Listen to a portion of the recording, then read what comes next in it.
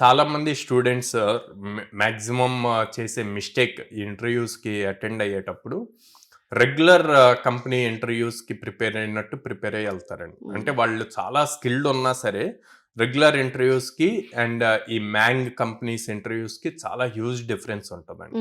Regular questions అడగరు, వాళ్ళంతా testing మోడ్లో ఉంటారు. ఆ టెస్టింగ్ మోడ్ కూడా వాళ్ళు టెస్ట్ చేస్తున్నట్టు మనకు తెలియదు. మనం ఏ టైప్ ఆఫ్ ఆన్సర్స్ ఇస్తామో దాన్ని బేస్ చేసుకొని వాళ్ళ మనల్ని జడ్జ్ చేయడానికి ఉంటుంది అనమాట. పైథాన్ కోడ్ రాశారు అనుకోండి, ఆ కోడ్ని ఎంత టైం కాంప్లెక్సిటీతో రన్ చేయగలవు అని చెప్పి అడుగుతారు. దానికి కండిషన్ ఏం పెడతారంటే ర్యామ్ 1 GB ఉంది అని లిమిట్ ఇస్తారు ర్యామ్. ఓకే, అలా ఇచ్చినప్పుడు మనం ఏం చెప్పగలం? సో ఆ ఇచ్చిన కోడ్ అండ్ డేటా సైజ్ ఎంత ఉంది అన్నది ఎలా ఆన్సర్ చేయగలము అన్నది ఇంపార్టెంట్.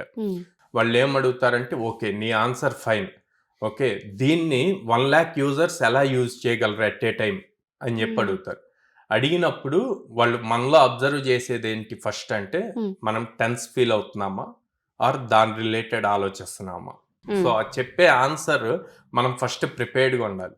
సో అందుకే రెగ్యులర్ కంపెనీ ఇంటర్వ్యూస్కి వెళ్ళినట్టు కాకుండా వీటికి సపరేట్గా ప్రిపేర్ అయ్యి వెళ్ళాలన్నమాట. ఎందుకు అంటే వాళ్ళు డీల్ చేసే ప్రతి product millions of users at a time use చేస్తారు. అంటే స్కేలబిలిటీ ఎక్కువ ఉండాలి. అసలు టాప్ లెవెల్ కంపెనీస్ ఆర్కిటెక్చర్ ఎలా ఉంటుంది అన్నది ఇంపార్టెంట్. ఒక సాఫ్ట్వేర్ ఒక ప్రోడక్ట్ వాళ్ళు బిల్డ్ చేస్తున్నప్పుడు దాని ఆర్కిటెక్చర్ ఎలా ఉంటుంది, ఓకే ఫస్ట్ ఒక 1000 మెంబర్స్కి బిల్డ్ చేస్తే దాన్ని ఎలా స్కేలబుల్ చేస్తారు అన్న పాయింట్స్ గనక తెలుసుకుంటే ఇలాంటి మ్యాంగ్ కంపెనీస్లో ఈజీగా క్రాక్ చేయగలుగుతారండి. ఓకే.